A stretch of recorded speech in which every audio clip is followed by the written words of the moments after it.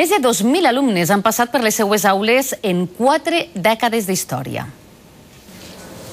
Entrem a una classe pràctica d'alumnes de l'Escola d'Infermeria de l'Hospital La Fe. Els ensenyen com han de fer un canvi postural d'un malalt.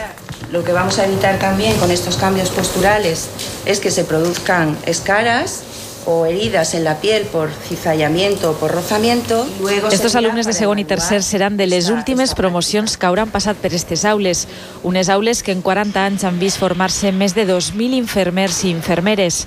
En este curs es traslladaran a les instal·lacions de la Nova Fe, un espai pensat ja per a l'aplicació dels nous estudis de grau del Pla Bolonia. Material audiovisual, salas de demostraciones con muñecos virtuales de estos que hablan y lloran y, en fin, que dan otras prestaciones y, francamente, pues tanto profesores como alumnos estamos muy contentos de poder estar en ese entorno. Este grup d'estudiants d'infermeria seran els primers que podran fer les pràctiques al nou Hospital La Fe.